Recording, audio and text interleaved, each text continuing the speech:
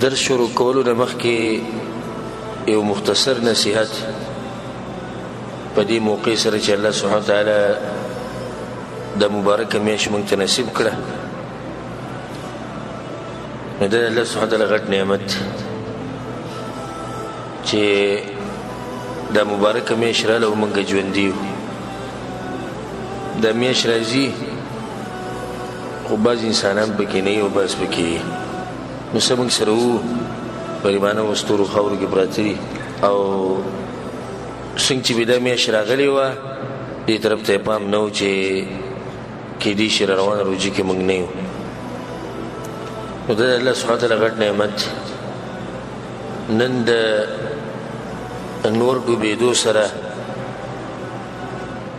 د دې تېر شوي ورځې له نور چې ډوب شو او د شپه راغله نو په موږ باندې رمضان میاشت راغله هغه میاشت چې په هغې کې الله سبحانه وتعالی رحمتونه او برکتونه د بې حساب او بې شماره راوړی نو د دې نور ډوبېدو سره د جنت دروازې کولاو شوې او د جهنم دروازې رب العالمین بندې کړې او شیطانان یې وتړل او د الله سبحانه وتعالی طرف نه آواز کېږي یا باغی الخیر اقبل ویا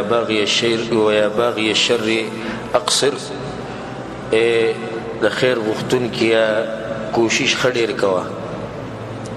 او د شر اراده لرونکیا نور بس که نو دا اوس د جنت د ګټلو میاشت ده په دې کې به کوشش دا کوو چې موږ آخرت وګټو جنت وګټو که په دې میاشت کې زموږ د دنیا ته لږ نقصان ورسي نو څه پروا نه کوي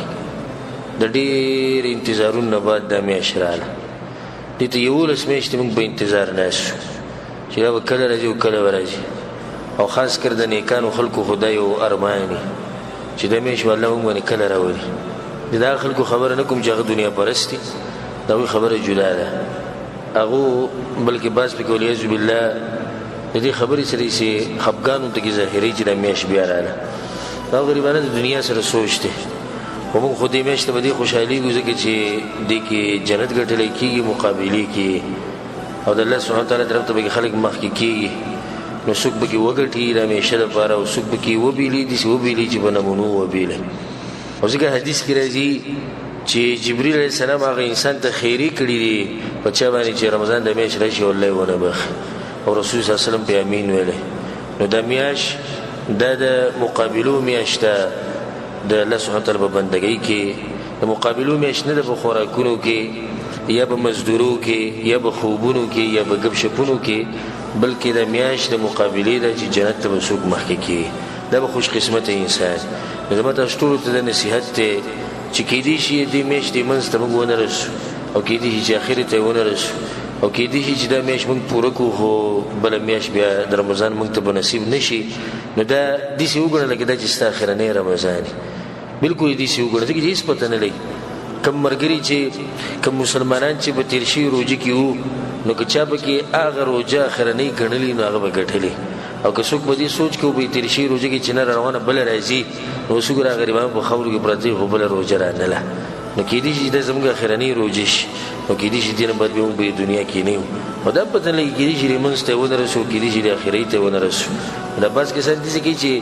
په دې اوله کې عبادت شروع کړي بیا به د لمونځ کې پس شي دا کومه طریقه او د مسلمان طریقه نه چې دی په اولو شپو کې ګرمي جوماتونه ډکي د تراویحو لپاره او جوماتونه ډکي د منځونو لپاره بیا ورو ورو خلک چې لنډ پسېږي او کمزوري کېږي نو دا خو دلیل دی په دې باندې چې دې سړي به دې بندګۍ کې سي چل دی نور مؤمن خو هر وخت په جذبه کې مؤمن ته ګورې ضرورت د دې لپاره نه چې بس د یو وخت کې جذبه کېږي او بیا به ختمه د جذبه ختمه شي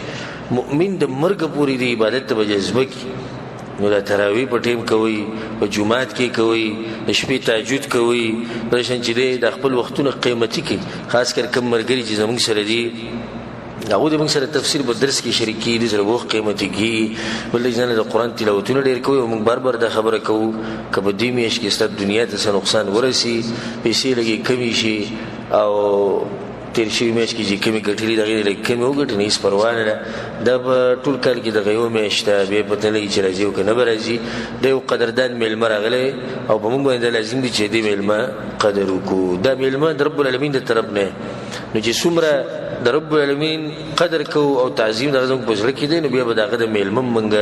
تعظیم کو قدر به کو الله سبحانه تعالی موږ له توفیق راکړي په دې میاشت کې دغه د بندګۍ کولو او الله سبحانه تعالی موږ له توفیق راکړي چې په دې میاشت کې موږ جنت وګټو او الله سبحانه تعالی څنګه چې موږ ته دې روجي دا سر راورسونه الله دې موږ ته روجي دا اخرنی ورځې راورسي او الله دې ته موږ ورسي او الله سبحانه تعالی دې هغه رونو خويندې او بخي کم چې په قبرونو کې پراته دي الله سبحانه تعالی باغوي باندې رحم وکي او الله سبحانه تعالی هغه قبرونه رڼا کړي او الله سبحانه تعالی دې زمونږ او د ټول ملاقات په جنت الفردوس کې وکي.